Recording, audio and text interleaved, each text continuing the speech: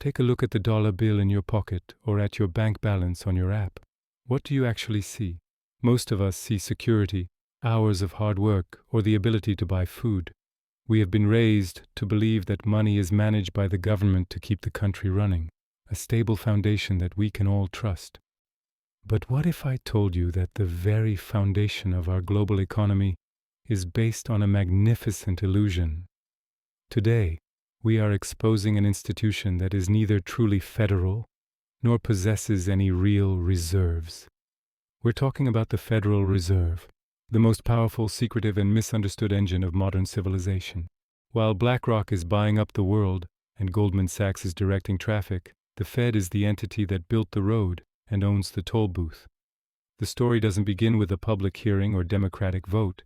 It begins in the winter of 1913 on Jekyll Island, a private island off the coast of Georgia. A group of the world's most powerful bankers traveled there by private train, using fake names to avoid detection by the press. Their goal was to design a system that would bring order to the chaotic American financial markets. However, what they actually created was the world's most successful banking cartel. They drafted the Federal Reserve Act, which was rushed through a weary Congress just before Christmas. At that moment, the power to create money was transferred from the people's representatives to a group of private banks. This has been the world's best-kept secret for over a century. The Fed is essentially a private entity with a government veneer operating outside the reach of the average voter. You might now be wondering why this matters to you. It matters because the Fed has a power that seems like ancient alchemy. It can create money from nothing. When they want to stimulate the economy, they don't go to a vault and pull out gold. They sit at a computer and enter numbers into a ledger. With a single keystroke, trillions of dollars are created. While this may sound like a superpower, there is a catch that the public rarely learns about. Every new dollar created makes the dollars already in your pocket worth just a little bit less. This is the hidden mechanism of inflation. It's not just prices going up. It's the value of your labor, your time, and your savings being quietly siphoned away. It's a tax you never voted for and never see on your payslip. To understand the human cost of this system, you have to consider something called the Cantillon effect. When the Federal Reserve prints money, it doesn't rain down on everyone equally. It enters the system through big banks and massive corporations first. These insiders get to spend the new money while it still has its full purchasing power. By the time it trickles down to ordinary people like teachers, plumbers, and small business owners, the prices of houses, stocks, and groceries have already increased. This is the primary driver of the staggering wealth gap we see today.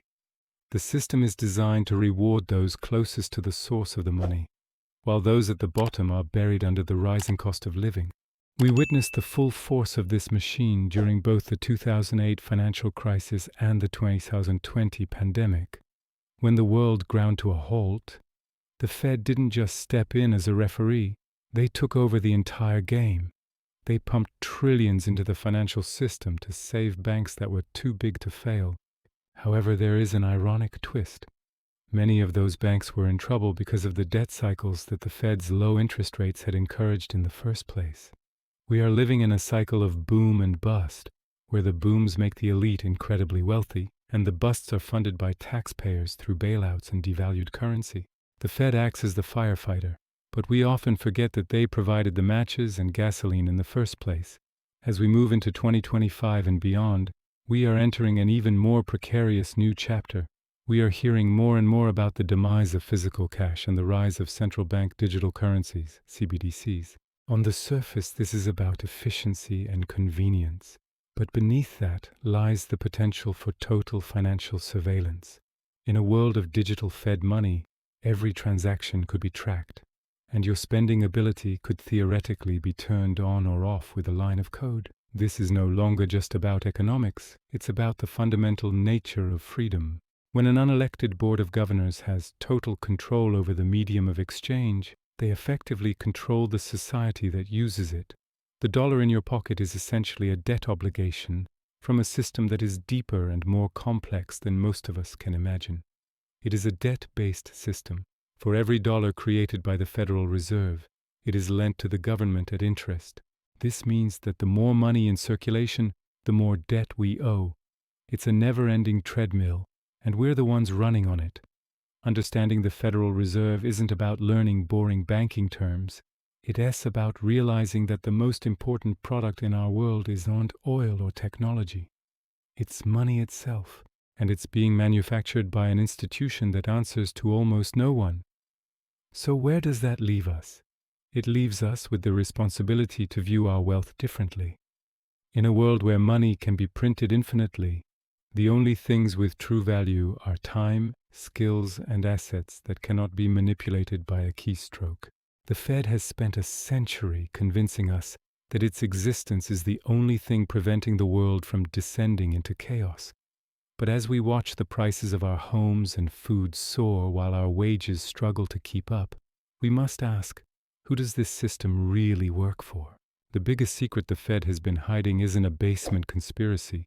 It's the fact that the entire global economy is a house of cards, and they are the only ones holding it up.